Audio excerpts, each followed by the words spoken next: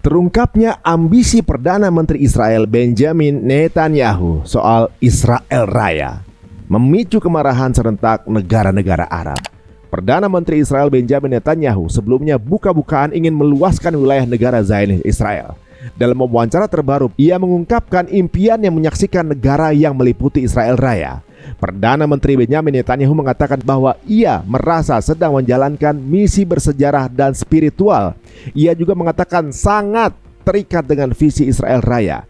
Yang dimasukkan dalam Israel Raya ya Suriah, Yordan, Irak, Lebanon, Mesir, Arab Saudi. Ya guys, ini kita kasih gambarnya ya, apa yang ada di logonya IDF ya, bahwa ini adalah peta Israel besar. Jadi benar banget, sebenarnya Gaza ini merupakan pintu gerbang dari jatuh atau bertahannya Jazirah Arab, benar nggak? Terjadi aneksasi dan atau robohnya Masjidil Aqsa pasti akan menyulut Perang Dunia Ketiga.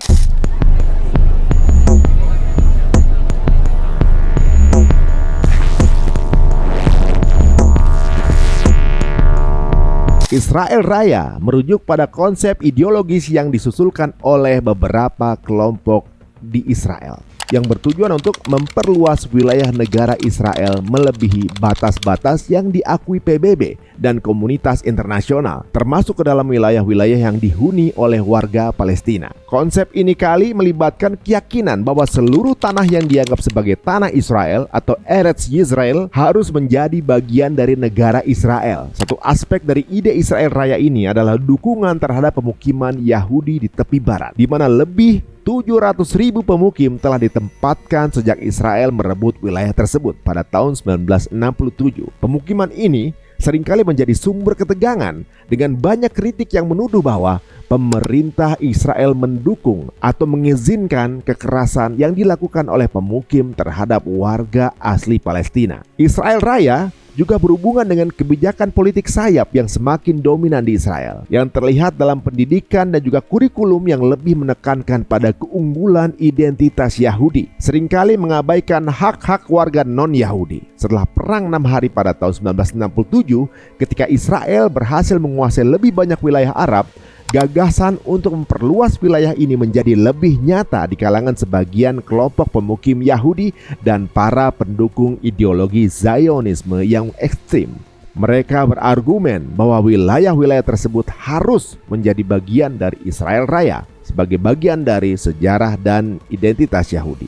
Istilah Israel Raya mengacu pada gagasan tentang negara Yahudi yang berkembang di sebagian besar Timur Tengah sebagai reinkarnasi dari apa yang Alkitab gambarkan sebagai wilayah suku-suku Israel kuno.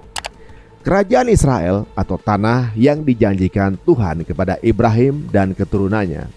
Setidaknya ada 3 versi Israel Raya di dalam Alkitab. Dalam kitab Kejadian, Tuhan menjanjikan Ibrahim tanah dari sungai Mesir sampai sungai Efrat.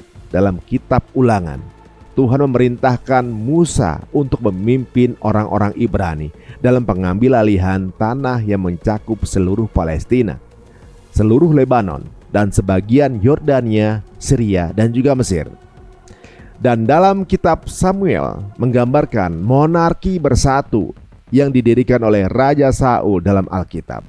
Kemudian diperluas oleh Raja Daud dalam Alkitab hingga mencakup Palestina tanpa gurun Negev, sebagian Yordania, seluruh Lebanon, dan sebagian Syria. Dalam deklarasi Balfour tahun 1917, Inggris berjanji untuk mendirikan rumah nasional bagi orang-orang Yahudi di Palestina. Nama Palestina pada dasarnya menggambarkan wilayah antara sungai Yordan dan Mediterania selama 4.000 tahun dengan batasan yang berbeda-beda, seringkali sebagai bagian dari Syria atau provinsinya sendiri di bawah kerajaan yang berbeda. Namun karena perbatasan belum ditentukan di wilayah Syam yang dikuasai oleh Ottoman, tepi timur sungai Yordan secara luas dipandang sebagai perpanjangan tangan dari Palestina. Setelah Inggris dan Prancis membagi Syam menjadi wilayah-wilayah pengaruh dan setelah berdirinya Emirat Arab di Yordania yang menjadi kerajaan Hashemite Yordania, arus utama Zionis mendefinisikan proyek mereka sebagai sebuah negara Yahudi dalam batas-batas wajib Inggris di Palestina. Pemimpin dan ahli teori Zionis Z.F. Jabotinsky yang mendirikan aliran revisionis dalam Zionisme, tidak setuju dan bersikeras bahwa proyek Zionis harus mencakup Yordania. Ia kemudian mendirikan geng paramiliter Irgun yang kemudian bertanggung jawab atas berbagai kekejaman selama Nakba tahun 48. Lambang kelompok teror itu mencakup peta Palestina dan Yordania serta tulisan Eretz Yisrael. Hal ini menjadi konsepsi politik modern mengenai Israel Raya. Setelah pembentukan negara Israel pada tahun 1948, perdebatan teoritis digantikan oleh pragmatisme politik. Israel tidak pernah memasukkan Israel Raya dalam wacana resminya. Entitas itu tidak pernah secara resmi mengklaim hak untuk menjadikan wilayah Arab di luar perbatasannya pada tahun 1948 sebagai bagian dari wilayah kekuasaannya. Bahkan setelah pendudukannya di tepi barat, Gaza, Gurun Sinai, dan dataran tinggi Golan di Suriah pada tahun 67, Israel menyatakan bahwa wilayah-wilayah tersebut adalah wilayah yang dikelola untuk alasan keamanan, hingga pencaplokan bagian timur Yerusalem dan Golan pada awal tahun 80-an. Namun karena Israel tidak pernah menentukan batas wilayahnya, gagasan tentang Israel Raya tetap berada dalam imajinasi kelompok sayap kanan Israel sebagai mitos mendasar yang dianggap lebih serius oleh beberapa ekstremis. Istilah Israel Raya muncul kembali di media selama invasi Israel ke Lebanon pada 82, ketika pasukan Israel masuk jauh ke dalam wilayah Lebanon melewati sungai Litani, yang dalam salah satu versi Alkitab merupakan batas utara Israel Raya. Bukan suatu kebetulan bahwa Israel Raya muncul di permukaan pada masa ini. Israel saat itu dipimpin oleh mantan pemimpin Irgun, Menachem Begin, yang dikenal karena retorika dan pandangannya yang ekstremis. Ketika Israel menarik diri dari Lebanon pada 2000, pemimpin Hizbullah, Hassan Nasrallah, menyatakan dalam pidatonya yang terkenal di Bin Jebel bahwa proyek Israel Raya telah berakhir. Istilah ini kembali menjadi wacana politik melalui retorika kelompok ekstremis sayap kanan dari gerakan pemukiman, yang banyak di antara mereka terpilih untuk menjabat pada paruh kedua di tahun 2000-an. Yang paling terkenal di antara mereka adalah Bezalel Smotrich, yang kini menjabat sebagai Menteri Keuangan dengan kekuasaan yang belum pernah terjadi sebelumnya atas kebijakan pemukiman di tepi barat. Dia mengatakan dalam sebuah wawancara lama yang ditampilkan dalam sebuah film dokumenter oleh saluran Prancis German Art, bahwa dia memimpikan Israel Raya yang terbentang dari sungai Nil dan juga Efrat, dengan batas Yerusalem Yahudi yang membentang hingga ke ibu kota Syria, Damaskus. Pada Maret 2023, Smotrich memicu kontroversi dengan memberikan pidato kepada sekelompok aktivis pro-Israel di Paris pada podium yang dihiasi peta Israel Raya, Jabotinsky dari lambang lama Irgun, termasuk Palestina dan Yordania. Seiring dengan seruan yang semakin terang-terangan dari para penganut agama Zionis untuk mencaplok tepi barat, istilah ini mulai digunakan sebagai singkatan dari visi Israel yang mencakup seluruh wilayah bersejarah Palestina dan menjadi sinonim dengan penolakan terhadap negara Palestina. Versi Israel yang lebih luas ini diperkuat dengan Undang-Undang Negara Bangsa Israel yang disahkan pada 2018 dan dengan resolusi Knesset pada bulan Februari lalu yang menolak pembentukan negara Palestina di wilayah manapun antara sungai Yordan dan Laut Mediterania.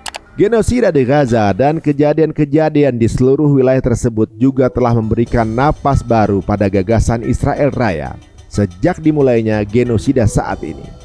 Seruan meningkat dari kelompok ekstremis sayap kanan, sebagian besar dari gerakan pemukim tepi barat, untuk mendirikan pemukiman Israel di jalur Gaza. Seruan ini didukung oleh para menteri dan juga anggota Knesset. Pada Januari, organisasi pemukim mengadakan konferensi di Yerusalem untuk menyerukan penyelesaian di Gaza. Menteri Keamanan Israel Itamar Ben-Gvir menghadiri acara tersebut dan memberikan pidatonya. Pada bulan Oktober, ratusan warga Israel berunjuk rasa di dekat pagar Gaza untuk menyerukan pemukiman di Gaza. Baik Ben-Gvir dan juga Smotrich serta politisi Israel lainnya hadir dan memberikan pidato. Sejak 6 Oktober lalu, Israel telah mengepung bagian utara Gaza, memaksa penduduknya untuk meninggalkan Gaza, wilayah yang sama yang diharapkan oleh gerakan pemukim untuk membangun kembali koloni di Gaza. Tuntutan Israel untuk menciptakan zona penyangga di Lebanon dikombinasikan dengan invasi ke wilayah Syria setelah runtuhnya rezim Bashar al-Assad telah memperluas peta konseptual. Ketika pasukan Israel mencapai jarak 23 km dari Damaskus, ekstremis agama Israel mulai menggunakan kembali retorika Alkitabiah untuk menggambarkan ambisi teritorial mereka. Israel menegaskan bahwa tindakannya di Suriah hanya bersifat sementara, dengan tujuan mencegah kelompok perlawanan mengisi kekosongan di selatan Syria yang disebabkan oleh runtuhnya tentara Syria. Namun pendudukan Israel di tepi barat dan dataran tinggi Golan pada tahun 67 juga dikatakan hanya bersifat sementara. Dan saat ini Israel mengusir warga Palestina dari wilayah utara, sementara para pemukim menganjurkan untuk membangun pemukiman di sana. Israel mencaplok dataran tinggi Golan dan bagian timur Yerusalem pada tahun 1981 dan saat ini sedang bersiap mengumumkan aneksasi tepi barat. Kesaksian Netanyahu soal ambisi Israel Raya adalah kelanjutan kondisi tersebut dengan bangkitnya nasionalisme agama di Israel dengan tindakan Israel yang tidak terkendali di Gaza, Lebanon, dan Syria selama setahun terakhir. Dan juga dorongan yang dilakukan Israel saat ini di Suriah adalah Israel Raya makin mengancam wilayah Timur Tengah. Perdana Menteri Israel Benjamin Netanyahu sebelumnya buka-bukaan ingin meluaskan wilayah negara Zionis Israel. Dalam wawancara terbaru, ia mengungkapkan impiannya menyaksikan negara yang meliputi Israel Raya.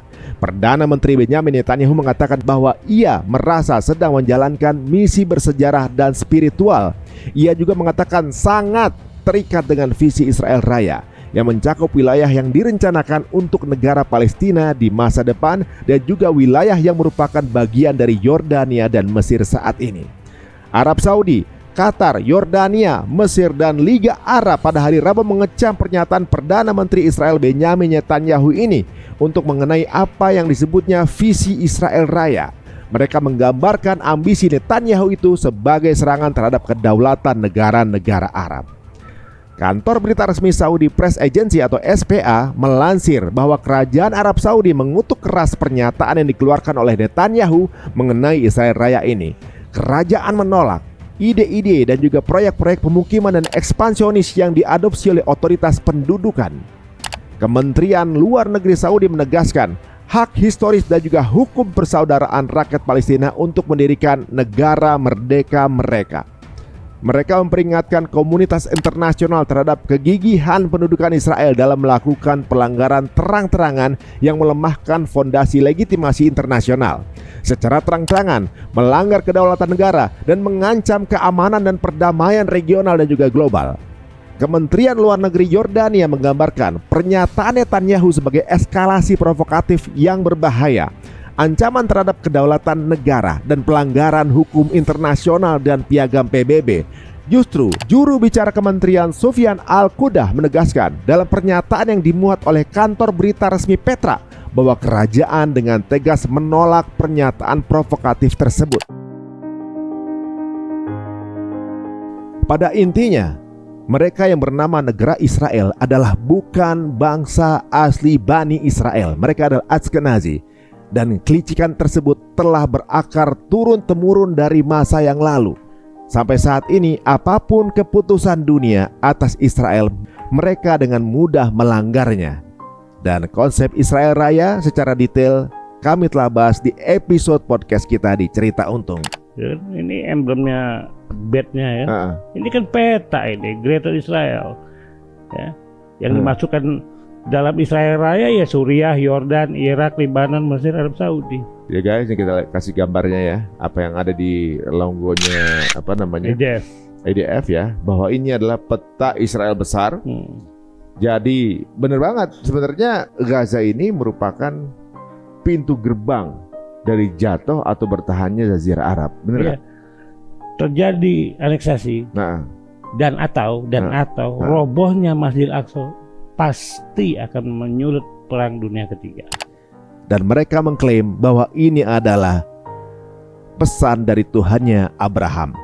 Padahal Yehuda adalah cucu dari Abraham.